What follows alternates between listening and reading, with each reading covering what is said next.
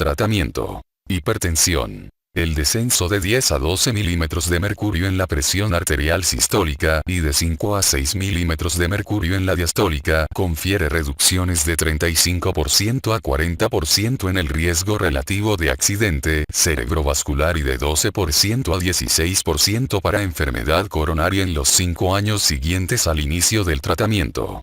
El riesgo de insuficiencia cardíaca se reduce más de 50%. Aunque el beneficio del descenso de la presión arterial en la progresión de la insuficiencia renal es menos evidente, el control de la hipertensión es la intervención individual más efectiva para disminuir el ritmo de progresión de la enfermedad renal relacionada con la hipertensión. Existen más eventos de enfermedad cardiovascular prevenibles atribuidos a la presión arterial elevada en personas con riesgo alto de enfermedad cardiovascular que en aquellos con riesgo bajo, y en adultos de edad avanzada que en los más jóvenes. Modificaciones en el estilo de vida. Los estilos de vida que influyen positivamente en la presión arterial tienen trascendencia en la prevención y el tratamiento de la hipertensión. Se recomienda modificar el estilo de vida para mejorar la salud en prehipertensos y como complemento de la farmacoterapia en pacientes hipertensos, cuadro 277-7. Tales intervenciones deben orientarse a superar el riesgo global de enfermedad cardiovascular. La trascendencia que tienen las intervenciones o modificaciones del estilo de vida en la presión arterial es más notable en personas hipertensas, pero en investigaciones a corto plazo se ha demostrado que la pérdida de peso y la disminución del consumo de cloruro de sodio en los alimentos evitan la aparición de hipertensión. En hipertensos, incluso si con las intervenciones no se disminuye en grado suficiente la presión arterial como para evitar la farmacoterapia, puede ser menor el número de fármacos o dosis necesarias para el control de la presión arterial. La prevención y el tratamiento de la obesidad son importantes para disminuir los riesgos de hipertensión arterial y enfermedades cardiovasculares. En investigaciones a corto plazo, incluso las disminuciones leves de peso pueden hacer que disminuya la presión arterial y aumente la sensibilidad a la insulina. En estudios longitudinales se nota una correlación directa entre el cambio en el peso y el cambio en la presión arterial con el tiempo. Se han observado disminuciones promedio en la presión arterial de 6,3 sobre 3,1 milímetros de mercurio, con un decremento en el peso corporal medio de 9,2 kilogramos. Las actividades físicas regulares facilitan la pérdida ponderal, disminuyen la presión arterial y aminoran el riesgo global de enfermedades cardiovasculares. La presión arterial puede disminuir con 30 minutos de actividad física moderadamente intensa, como sería la marcha persistente activa 6 a 7 días a la semana o con entrenamientos menos frecuentes, pero más intensos. Hay gran variabilidad individual en la sensibilidad de la presión arterial al cloruro de sodio y pudiera tener origen genético. Hay varios loci genéticos relacionados con la sensibilidad al cloruro de sodio. Con base en resultados de metaanálisis, disminuir la presión arterial al limitar el consumo diario de cloruro de sodio entre 4,4 y 7,4 gramos, 75 a 125 miliequivalentes, permitió disminuciones de la presión arterial de 3,7 a 4,9 sobre 0,9 a 2,9 milímetros de mercurio en pacientes hipertensos y disminuciones menores en personas normotensas. La sensibilidad a la sal es más frecuente en personas de raza negra, adultos mayores y en aquellas con valores más altos de presión arterial. Independientemente de su efecto en la presión arterial, el consumo excesivo de cloruro de sodio se relaciona con mayor riesgo de accidente cerebrovascular y enfermedad cardiovascular. El complemento a base de potasio y calcio ha generado efectos inconstantes y de poca importancia contra la hipertensión, e independientemente de la presión arterial, el potasio como complemento se puede acompañar para disminuir la mortalidad por enfermedad cerebrovascular. El consumo de 3 o más copas de bebidas alcohólicas al día, una copa corriente contiene en promedio 14 gramos de etanol, se acompaña de mayores presiones arteriales, y la disminución del consumo de dichas bebidas se vincula con reducción de la presión arterial. Los datos de la investigación Enfoques dietéticos para detener la hipertensión, DASH, demostraron convincentemente que el consumo de una dieta con abundantes frutas, verduras y productos lácteos con poca grasa durante un lapso de 8 semanas disminuyó la presión arterial de sujetos con tensiones en la franja alta de lo normal o con hipertensión leve. La disminución del consumo diario de cloruro de sodio a menos de 6 gramos, 100 miliequivalentes, intensificó el efecto de la dieta en la presión arterial. Las frutas y las verduras son fuentes de abundante potasio, magnesio y fibra vegetal, y los productos lácteos constituyen una fuente importante de calcio. Tratamiento farmacológico. De acuerdo con las guías de 2017 desarrolladas por el Colegio Americano de Cardiología / Asociación Americana del Corazón, el cálculo del riesgo de enfermedad cardiovascular aterosclerótica determina el umbral para iniciar los fármacos reductores de la presión arterial, cuadro 277.8. Puede usarse una calculadora de riesgo para conocer el riesgo de enfermedad cardiovascular aterosclerótica, como la Colegio Americano de Cardiología / Asociación Americana del Corazón. Ecuaciones de cohortes agrupadas, http://tools.ac.org/asked-risk estimator. La variación en las respuestas individuales a clases diferentes de antihipertensivos es notable, además de que la magnitud de la respuesta a cualquier agente aislado pudiera quedar frenada por la activación de mecanismos contrarreguladores. Para alcanzar la presión arterial objetivo, la mayoría de los pacientes necesitará al menos 2 fármacos antihipertensivos. Con mayor frecuencia, se necesitan combinaciones de fármacos que posean mecanismos antihipertensivos complementarios para lograr la disminución de la presión arterial como objetivo. La selección de los antihipertensivos y combinaciones de los mismos debe individualizarse y tomar en consideración edad, intensidad de la hipertensión, otros factores de riesgo de enfermedad cardiovascular, cuadros intercurrentes y consideraciones prácticas respecto a costos, efectos adversos y frecuencia de dosificación. Las principales clases de fármacos usados para tratar la hipertensión se listan en el cuadro 277.9. Diuréticos. Las dosis pequeñas de diuréticos tiazídicos suelen utilizarse solos o en combinación con otros antihipertensivos. Las tiazidas inhiben la bomba de sodio/cloruro en la porción distal del túbulo contorneado y con ello intensifican la excreción de sodio. A largo plazo también actúan como vasodilatadores. Son fármacos inocuos, eficaces, de bajo costo y disminuyen la frecuencia de problemas clínicos agudos. Generan efectos hipotensores adicionales cuando se combinan con betabloqueadores, inhibidores de la enzima convertidora de angiotensina o antagonistas del receptor de angiotensina. A diferencia de ello, es menos eficaz la adición de un diurético a un bloqueador de conductos de calcio. Las dosis usuales de hidroclorotiazida varían de 6, 25 a 50 miligramos por día. Ante la mayor incidencia de efectos metabólicos adversos, hipopotasemia, resistencia a la insulina y mayor nivel de colesterol, por lo regular no se recomiendan dosis mayores. La clortalidona es un diurético con estructura similar a la de la hidroclorotiazida y, a semejanza de esta última, bloquea el cotransporte de sodio y cloruro en la porción inicial del túbulo distal. Sin embargo, la clortalidona tiene una semivida más larga, 40 a 60 horas, en comparación con 9 a 15 horas, y una potencia antihipertensora cerca de 1,5 a 2,0 veces la de la hidroclorotiazida. Con la clortalidona también es mayor la pérdida de potasio.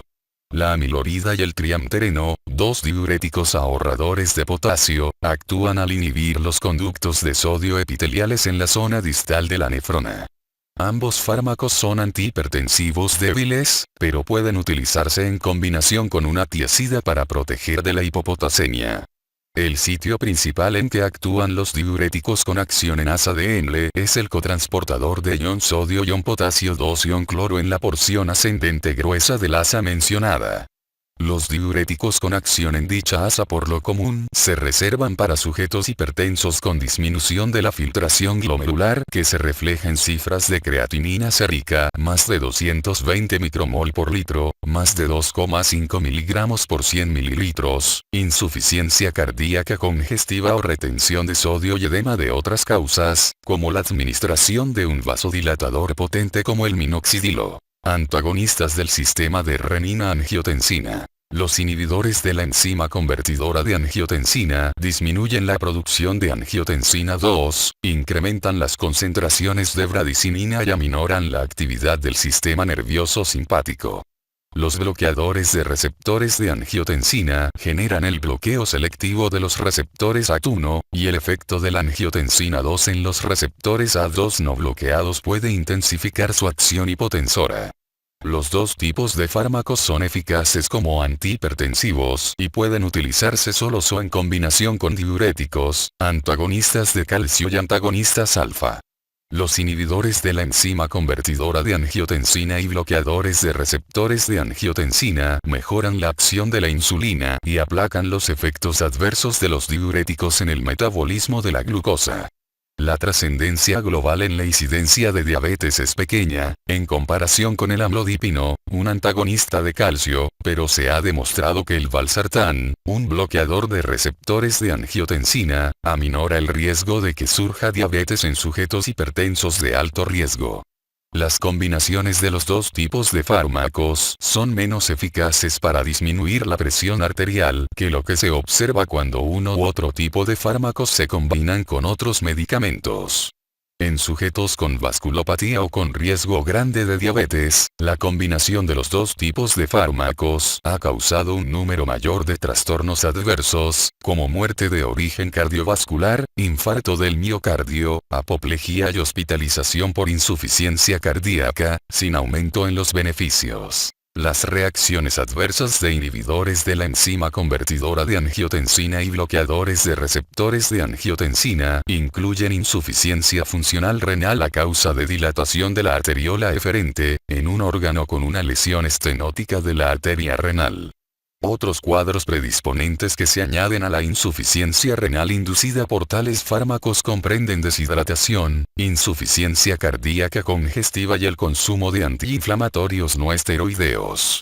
En alrededor de 15% de los pacientes aparece tos seca y se detecta angioedema en menos de 1% de personas que reciben inhibidores de la enzima convertidora de angiotensina. Este último trastorno aparece más a menudo en individuos de origen asiático y más frecuentemente en estadounidenses de raza negra que en personas caucásicas.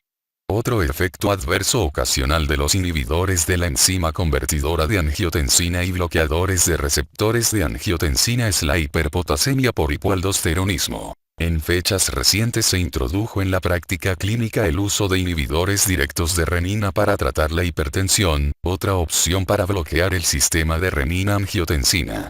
El bloqueo del sistema de renina-angiotensina es más completo con los inhibidores de la renina que con inhibidores de la enzima convertidora de angiotensina o bloqueadores de receptores de angiotensina. El alisquireno es el primero de una categoría de inhibidores competitivos no peptídicos orales de la actividad enzimática de la renina.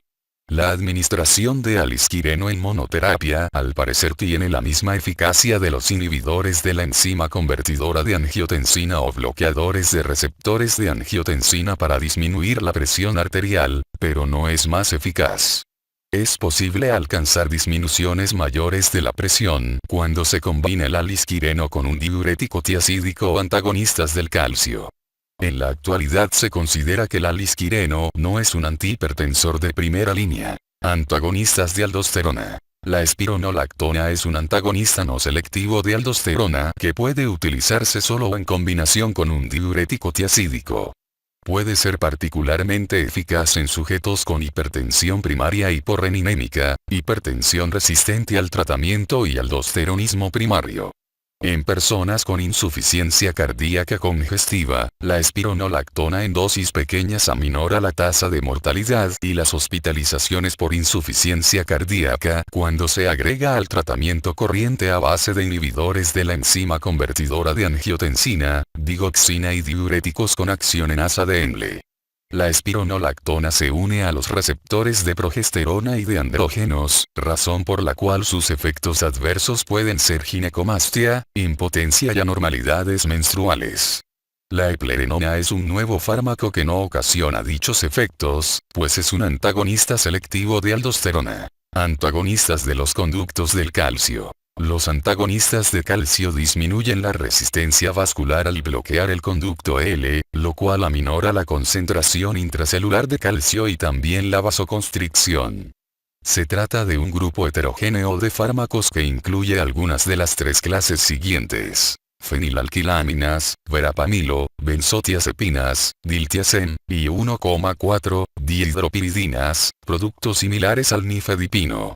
Solo en combinación con otros fármacos, como inhibidores de la enzima convertidora de angiotensina, beta bloqueadores y bloqueadores alfa-1 adrenérgicos, los antagonistas de calcio disminuyen eficazmente la presión arterial. Sin embargo, no se sabe si la adición de un diurético a un antagonista del calcio permite una disminución todavía mayor de la presión arterial. Los efectos adversos como hiperemia, cefalea y edema con la dihidropiridina, dependen de su potencia como dilatadores arteriolares. El edema surge por un incremento en los gradientes de presión transcapilares y no por la retención neta de sodio y agua. Beta bloqueadores. Los antagonistas del receptor beta adrenérgico disminuyen la presión arterial al aminorar el gasto cardíaco, por lentificación de la frecuencia cardíaca y disminución de la contractilidad. Otros mecanismos propuestos por los cuales los beta bloqueadores disminuyen la presión arterial incluyen un efecto en el sistema nervioso central y la inhibición de la liberación de renina. Los fármacos de esta categoría son particularmente eficaces en hipertensos con taquicardia, y su potencia hipotensora es intensificada si se administran junto con un diurético. En dosis pequeñas, algunos beta bloqueadores inhiben de manera selectiva los receptores beta-1 cardíacos y ejercen menor influencia en los receptores beta-2 en las células de músculo liso de bronquios y vasos. Sin embargo, al parecer no existe diferencia en la potencia antihipertensiva de beta bloqueadores cardioselectivos y no selectivos.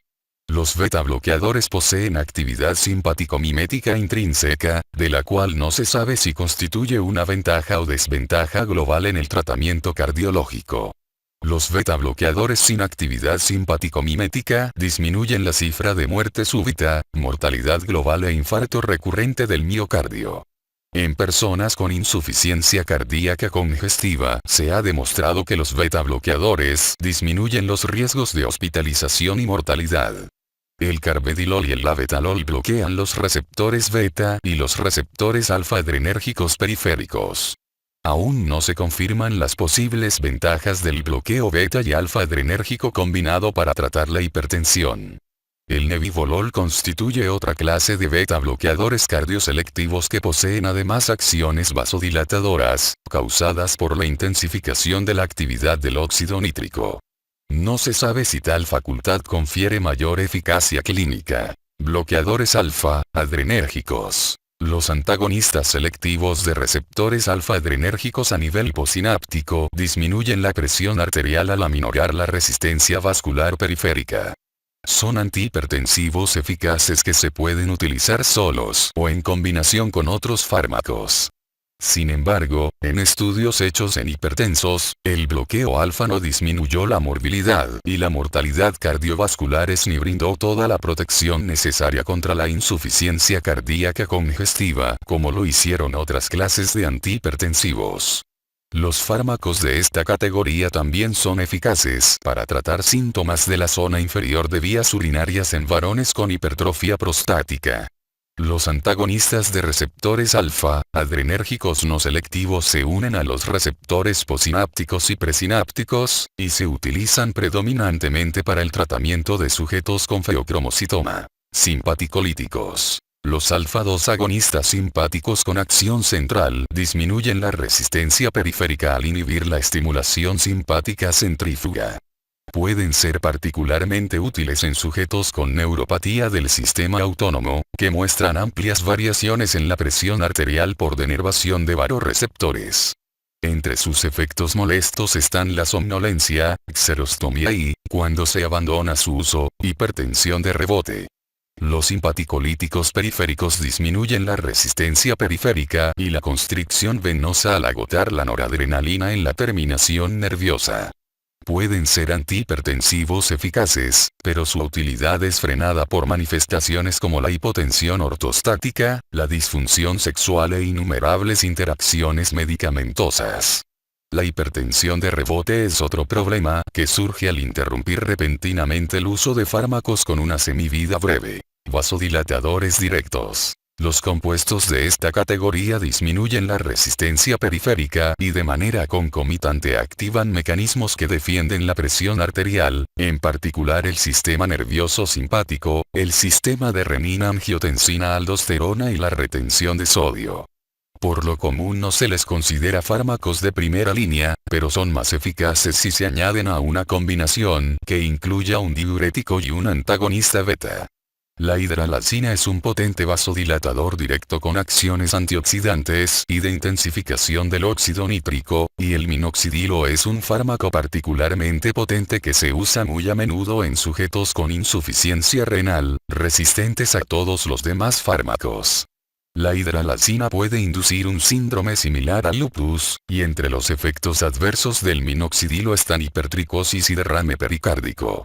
Se puede utilizar el nitroprusiato por vía endovenosa para tratar la hipertensión maligna y la insuficiencia aguda amenazante del ventrículo izquierdo, que acompaña al incremento de la presión arterial. Comparaciones entre los antihipertensivos. Con base en los resultados agrupados de estudios clínicos, los metaanálisis de la eficacia de clases diversas de antihipertensivos sugieren que son esencialmente equivalentes los efectos hipotensores de las 6 clases principales de ellos cuando se utilizan solos. Diuréticos tiazídicos, beta-bloqueadores, inhibidores de la enzima convertidora de angiotensina, bloqueadores de receptores de angiotensina, antagonistas de calcio y alfa-1 bloqueadores. En promedio, las dosis ordinarias de casi todos los antihipertensivos disminuyen 8 a 10 sobre 4 a 7 milímetros de mercurio la presión arterial. Sin embargo, a veces hay diferencias en la reactividad entre los subgrupos. Los pacientes más jóvenes pueden tener mayor respuesta a los beta-bloqueadores y los inhibidores de la enzima convertidora de angiotensina, mientras que quienes tienen más de 50 años pueden mostrar mayor reactividad a los diuréticos y los antagonistas de calcio. Se advierte una relación limitada entre la renina plasmática y la respuesta de la presión arterial.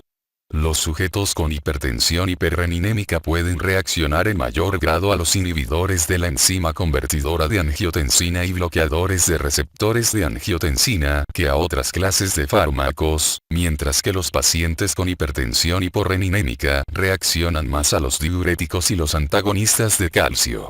Los estadounidenses afroamericanos hipertensos tienden a mostrar hiporreninemia y a necesitar dosis mayores de inhibidores de la enzima convertidora de angiotensina y bloqueadores de receptores de angiotensina que los sujetos caucásicos para el control óptimo de la presión arterial, aunque dicha diferencia se elimina cuando se combinan los fármacos mencionados con un diurético.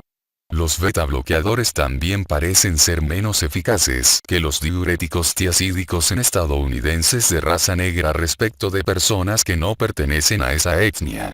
Los estudios farmacogenéticos incipientes, que utilizaban la estrategia de un gen elegible o candidato o rastreos a nivel de genoma, o los perfiles metabolómicos y genéticos integrados, han señalado vínculos de los polimorfismos génicos con la reactividad de la presión arterial a antihipertensivos específicos. Sin embargo, los efectos notificados por lo general han sido demasiado pequeños como para modificar las decisiones clínicas, y los polimorfismos vinculados aún no se confirman. Los datos de un metaanálisis reciente que incluyó más de 30 ensayos clínicos con asignación al azar de antihipertensivos informaron que, para una disminución particular de la presión arterial, con varias excepciones notables, las principales clases de fármacos generaron efectos netos globales similares en los eventos cardiovasculares totales. Por ejemplo, en el estudio ensayo de tratamiento antihipertensivo y reductor de lípidos para prevenir el ataque al corazón, ALAT, se demostró que la tasa de fallecimientos por cardiopatía coronaria y la aparición de infarto del miocardio no letal eran prácticamente idénticas en pacientes hipertensos tratados con inhibidores de la enzima convertidora de angiotensina, lisinopril, un diurético, clortalidona, o un antagonista de calcio, amlodipino. Sin embargo, un grupo de ALAT que recibió tratamiento con un antagonista alfa de acción periférica, doxazosina, se terminó de manera prematura porque la incidencia de insuficiencia cardíaca, accidente cerebrovascular y eventos combinados de enfermedad cardiovascular fue más alta en los pacientes tratados con doxazosina que en los tratados con clortalidona. No obstante, existe cierta evidencia de que los beta-bloqueadores son inferiores a otras clases de fármacos para prevenir los incidentes cardiovasculares, accidente cerebrovascular, insuficiencia renal y mortalidad por cualquier causa. Algunos beta-bloqueadores tienen menos efecto en la presión aórtica central que otras clases de antihipertensivos. Sin embargo, los beta-bloqueadores se mantienen como tratamiento apropiado para los pacientes hipertensos con enfermedad cardíaca y trastornos relacionados concomitantes.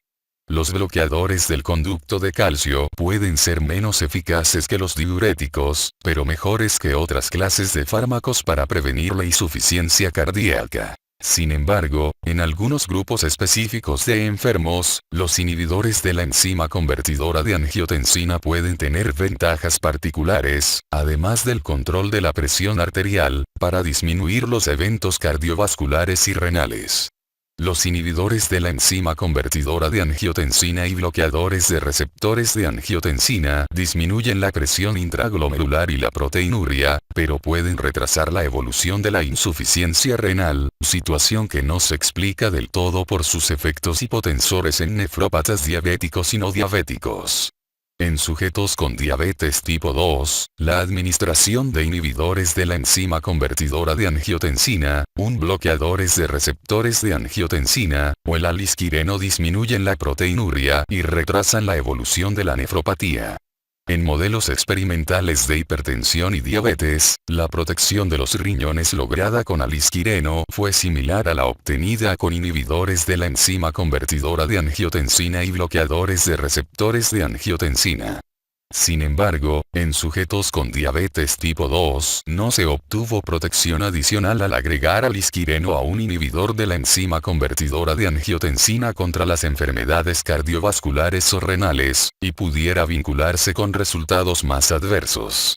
En estadounidenses de raza negra con nefropatías vinculadas con la hipertensión, los inhibidores de la enzima convertidora de angiotensina tal vez hayan sido más eficaces que los beta-bloqueadores o los antagonistas de los conductos de calcio del grupo de las dihidropiridinas para lentificar el deterioro de la filtración glomerular, aunque no lo evitan. El efecto renoprotector de dichos antagonistas de renina-angiotensina, en comparación con otros antihipertensivos, es menos manifiesto si las tensiones arteriales son más bajas. En muchos sujetos con hipertensión e insuficiencia cardíaca causada por disfunción sistólica, diastólica o de ambos tipos, se recomienda emplear diuréticos, inhibidores de la enzima convertidora de angiotensina o bloqueadores de receptores de angiotensina y beta bloqueadores para mejorar la supervivencia. Independientemente de la presión arterial en sujetos hipertensos y normotensos, los inhibidores de la enzima convertidora de angiotensina atenúan la aparición de hipertrofia de ventrículo izquierdo, mejoran el cuadro sintomático y el riesgo de muerte por insuficiencia cardíaca congestiva, y disminuyen las cifras de morbilidad y mortalidad después de infarto del miocardio. Con el empleo de los bloqueadores de receptores de angiotensina, se han observado beneficios similares en los índices de morbilidad y mortalidad en personas con insuficiencia cardíaca congestiva. Con inhibidores de la enzima convertidora de angiotensina se obtiene mayor protección coronaria que con los antagonistas de los conductos del calcio, mientras que estos últimos brindan una mayor protección contra la apoplejía que los inhibidores de la enzima convertidora de angiotensina o los beta bloqueadores. Los resultados de un gran estudio prospectivo doble ciego en seres humanos, prevención de eventos cardiovasculares a través de terapia combinada en pacientes con hipertensión sistólica, estudio Accomplish, indicaron que la combinación de inhibidores de la enzima convertidora de angiotensina, benacepril, y un antagonista de calcio, amlodipino, fue mejor que la combinación de inhibidores de la enzima convertidora de angiotensina y un diurético, hidroclorotiazida, para disminuir el riesgo de trastornos cardiovasculares agudos y muerte en sujetos de alto riesgo con hipertensión. Sin embargo, en fecha reciente se señaló que la combinación de inhibidores de la enzima convertidora de angiotensina y un diurético permite lograr disminuciones mayores en aspectos como la morbilidad y la mortalidad en personas muy ancianas. Después de una apoplejía, la combinación de un inhibidor de la enzima convertidora de angiotensina y un diurético, pero no de bloqueadores de receptores de angiotensina, aminora la tasa de apoplejías repetitivas. En fecha reciente se reavivó el interés por dos tratamientos antihipertensivos no farmacológicos que interrumpen la corriente nerviosa simpática. 1. Activación de varorreflejos carotídeos mediante un dispositivo que estimula eléctricamente el seno carotídeo, y 2. Ablación por radiofrecuencia endovascular de los nervios simpáticos renales. Ambos se han sugerido como opciones para la hipertensión resistente. La denervación renal es una técnica de mínima invasión, mientras que la estimulación de varorreceptores carotídeos constituye un método quirúrgico que, por lo general, se practica bajo anestesia general y que comprende la implantación de electrodos en las arterias carótidas derecha e izquierda. La experiencia clínica con la activación del varorreflejo es limitada. El entusiasmo por la denervación renal se ha cuestionado por los resultados de Simplicity HTN-3, un estudio clínico prospectivo con asignación al azar que compara la denervación renal bilateral con un procedimiento falso en 535 pacientes con hipertensión resistente. Al final de los 6 meses no hubo un beneficio con la denervación arterial renal en la presión arterial medida en el consultorio y la presión arterial ambulatoria, los criterios de valoración primarios del estudio. Estudios clínicos posteriores demostraron una variabilidad sustancial de la presión arterial en las respuestas a estas dos intervenciones. Aún está por verse si estas intervenciones serán adoptadas en la práctica clínica. Objetivos del tratamiento antihipertensivo. Con base en datos de investigaciones clínicas, se alcanza la máxima protección contra objetivos cardiovasculares combinados con cifras de presión arterial sistólica menores de 135 a 140 milímetros de mercurio y presión diastólica menor de 80 a 85 milímetros de mercurio. Sin embargo, el tratamiento no disminuye el riesgo de enfermedad cardiovascular al nivel de personas no hipertensas. Acorde con un metaanálisis reciente, la magnitud de la reducción proporcional en los incidentes cardiovasculares es muy consistente, al margen de la morbilidad concomitante basal, aunque el beneficio absoluto del descenso de la presión arterial es mayor entre personas con mayor riesgo de incidentes cardíacos. El grado de beneficio derivado de los antihipertensivos está relacionado con la magnitud del descenso en la presión arterial. Una estrategia intensiva para reducir la presión arterial es mejor que una estrategia menos intensiva para evitar un accidente cerebrovascular y un infarto de miocardio. Por ejemplo, el estudio SPRINT estudió a 9.361 sujetos mayores de 50 años con alto riesgo de eventos cardiovasculares.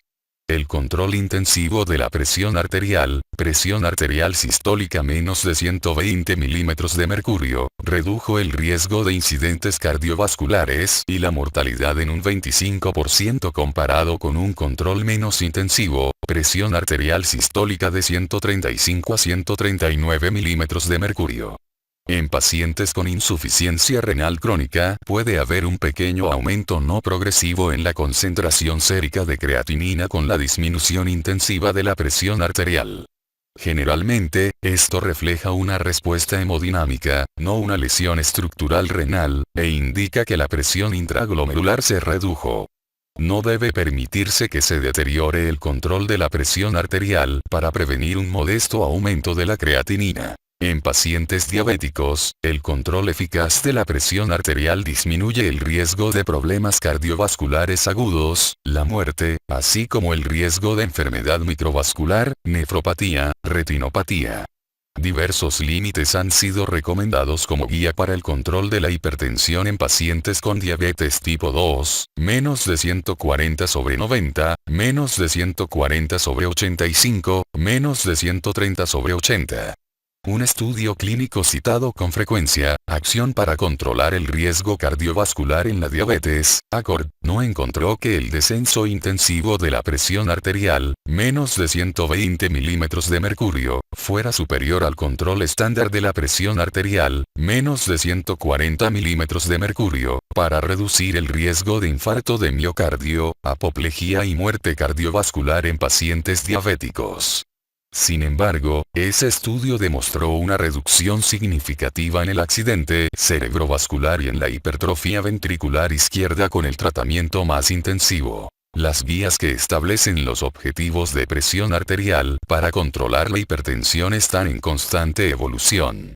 Según las guías de 2017 desarrolladas por el Colegio Americano de Cardiología / Asociación Americana del Corazón, el objetivo recomendado para el control de la presión arterial en la prevención primaria y secundaria de enfermedades cardiovasculares es un valor de menos de 130/80 milímetros de mercurio, incluidos los pacientes con diabetes mellitus y enfermedades renales crónicas, cuadro 277-8. Sin embargo, en pacientes hipertensos sin aumento del riesgo de enfermedad cardiovascular ateroesclerótica, la evidencia de estudios clínicos es más sólida para un objetivo de 140/90 milímetros de mercurio. En comparación con otras recomendaciones del Colegio Americano de Cardiología / Asociación Americana del Corazón que se basan en estudios clínicos aleatorizados, estas guías se apoyan sobre todo en estudios de observación. Entre los pacientes de edad avanzada con hipertensión sistólica aislada, una reducción adicional de la presión arterial diastólica no causa daño. Sin embargo, hay poca información sobre el índice riesgo-beneficio del tratamiento intensivo en personas mayores de 80 años, y en esta población podría ser apropiado un descenso gradual de la presión arterial hasta un nivel de control menos agresivo, por ejemplo, 130-150 milímetros de mercurio. El control más estricto puede acompañarse de una mayor incidencia de eventos adversos, como síncope, alteraciones electrolíticas y deterioro de la función renal. Además, el objetivo de presión arterial menos de 130/80 milímetros de mercurio podría no ser aceptable o aplicable en países con ingresos bajos o intermedios debido a la falta de recursos de apoyo. En el análisis final, todos los pacientes necesitan una vigilancia cuidadosa y la toma de decisiones clínicas debe ser individualizada. Para alcanzar los objetivos recomendados de presión arterial, la mayoría de los pacientes con hipertensión necesitará recibir más de un fármaco. A menudo se necesitan 3 o más en personas con diabetes o insuficiencia renal. En el caso de muchos fármacos, la disminución de la presión arterial con la mitad de las dosis corrientes es cercana al 20% en comparación con las dosis ordinarias. Las combinaciones adecuadas de fármacos con estas dosis menores podrían tener efectos aditivos o casi aditivos en la presión arterial, con una incidencia menor de efectos adversos. Las tasas de control de la hipertensión son menores del 20% en todo el mundo y menores del 50% en Estados Unidos. Estas bajas tasas de control reflejan la inobservancia de los pacientes y la falta de implementación de los lineamientos recomendados. El término hipertensión resistente al tratamiento denota la que surge en individuos con tensiones persistentemente superiores a 140/90 milímetros de mercurio, a pesar de recibir 3 o más antihipertensivos que incluyen un diurético. La hipertensión resistente o difícil de controlar es más frecuente en personas mayores de 60 años que en las más jóvenes. Esta forma de hipertensión puede relacionarse con incumplimiento del tratamiento, causas identificables de hipertensión, como obesidad, aldosteronismo primario e ingestión excesiva de alcohol, y el consumo de cualquier tipo de fármacos que se obtienen con o sin receta, cuadro 277, 3. La valoración de sujetos con hipertensión resistente al tratamiento debe incluir la medición seriada de la misma en el hogar para determinar si las presiones medidas en el consultorio representan la presión usual. Se debe hacer una valoración más extensa en busca de una forma secundaria de hipertensión si no se vislumbra otra explicación para la resistencia de presión. Se ha demostrado que, en ausencia de una causa específica identificable, los antagonistas del receptor mineralocorticoide, en especial la espironolactona, son los fármacos más efectivos agregados al tratamiento de la hipertensión resistente. Además, la hipertensión resistente a menudo se relaciona con un aumento en la actividad nerviosa simpática, lo que eleva la posibilidad de que la estimulación eléctrica del vasoreceptor carotídeo o la desnervación renal tengan un lugar en el tratamiento de estos pacientes. Sin embargo, esto aún no se confirma. Urgencias por hipertensión. Es posible que, ante la gran disponibilidad de antihipertensivos en Estados Unidos, haya disminuido el número de personas que se presentan con urgencias y crisis hipertensivas. La hipertensión sintomática grave, presión arterial sistólica mayor o igual a 180 milímetros de mercurio o diastólica mayor o igual a 120 milímetros de mercurio, se considera una crisis hipertensiva, pero cuando se acompaña de daño agudo de un órgano, se considera una urgencia hipertensiva. La mayoría de los pacientes que se presentan con hipertensión grave son hipertensos crónicos, y existe un riesgo inherente de que el tratamiento antihipertensivo inicial sea demasiado agresivo. En las personas hipertensas, los límites superior e inferior de la autorregulación del flujo sanguíneo cerebral se desplazan a valores más altos de presión arterial, y el descenso rápido de la misma por debajo del límite inferior de su autorregulación podría causar isquemia o infarto cerebral como consecuencia de la reducción del flujo sanguíneo cerebral. Los flujos sanguíneos renal y coronario también podrían disminuir con un tratamiento agudo demasiado agresivo. Por consiguiente, la rapidez con la que la presión arterial debe disminuirse depende de la presencia de daño orgánico nuevo o agravado y de la presencia o ausencia de complicaciones de la enfermedad cardiovascular. En pacientes con una crisis hipertensiva, salvo aquellos con disección aórtica o accidente cerebrovascular hemorrágico, la presión arterial casi siempre se disminuye en forma gradual durante 24 horas en cerca de un 25% del valor inicial. Los cuadros 277, 10 y 277, 11 incluyen diversas urgencias hipertensivas y tratamientos recomendados. El síndrome de hipertensión maligna es un ejemplo de una urgencia hipertensiva que se acompaña de un aumento súbito de la presión arterial en un paciente con hipertensión subyacente o por el inicio súbito de hipertensión en una persona que había sido normotensa hasta entonces. No tiene tanta importancia el nivel absoluto de la presión como la rapidez con que aumenta. En el cuadro histopatológico, el síndrome incluye vasculitis necrosante difusa, trombos arteriolares y depósito de fibrina en las paredes de las arteriolas. Se ha observado necrosis fibrinoide en arteriolas de riñones, cerebro, retina y otros órganos.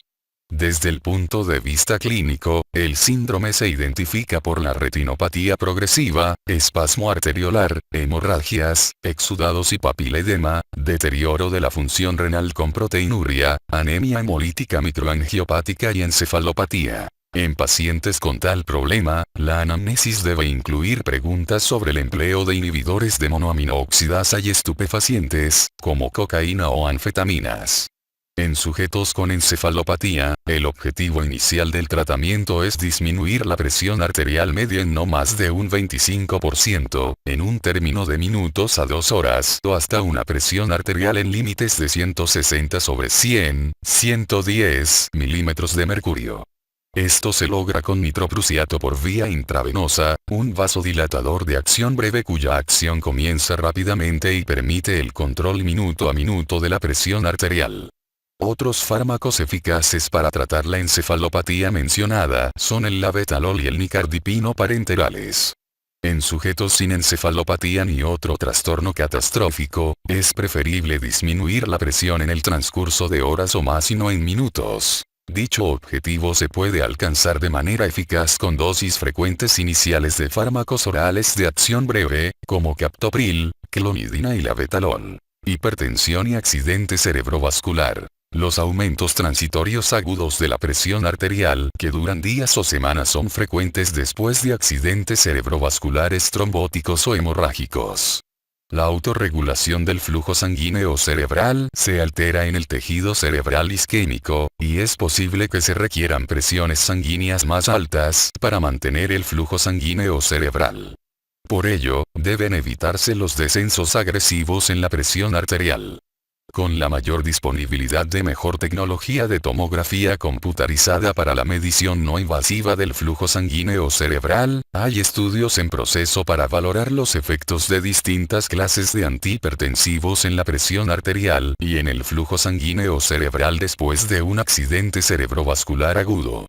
Para prevenir la recurrencia de eventos cerebrovasculares, el descenso de la presión arterial parece más importante que la elección de fármacos específicos. En ausencia de trastornos concomitantes que requieran tratamiento agudo, en pacientes con presión arterial sistólica mayor o igual a 220 milímetros de mercurio o diastólica mayor o igual a 120 milímetros de mercurio, que no son candidatos para tratamiento trombolítico o tratamiento endovascular, el beneficio de iniciar el tratamiento antihipertensivo en las primeras 48 a 72 horas es incierto. Una sugerencia para estos pacientes es reducir la presión arterial en un 15% durante las primeras 24 horas después del inicio del accidente cerebrovascular. Para pacientes con hipertensión menos grave, la reducción aguda de la presión arterial no es efectiva para prevenir la muerte o la dependencia. Si se anticipa el tratamiento trombolítico o endovascular, el objetivo recomendado es reducir la presión arterial sistólica menos de 185 milímetros de mercurio y la diastólica menos de 110 milímetros de mercurio antes de iniciar el tratamiento trombolítico. En pacientes con estado neurológico estable y presión arterial más de 140/90 milímetros de mercurio, es razonable iniciar o reiniciar el tratamiento antihipertensivo después de las primeras 24 horas para mejorar el control crónico de la presión arterial. En pacientes con accidente cerebrovascular hemorrágico con presión arterial sistólica más de 220 milímetros de mercurio, la administración continua vía intravenosa de fármacos para reducir la presión arterial es razonable. Sin embargo, no hay evidencia consistente de que el descenso de la presión arterial sistólica a un objetivo más enérgico que 140-179 milímetros de mercurio mejore el resultado funcional. No hay consenso respecto al tratamiento de la hipertensión después de hemorragia subaracnoidea. Conviene la disminución cautelosa de la presión arterial si la presión media es más de 130 milímetros de mercurio. Además del feocromocitoma, las crisis adrenérgicas por exceso de catecolaminas pueden provenir de dosis excesivas de cocaína o anfetaminas, abstención de clonidina, lesiones agudas de la médula espinal y la interacción de compuestos con tiramina e inhibidores de la monoaminooxidasa. En estos pacientes, es adecuado recurrir a la fentolamina o al nitroprusiato.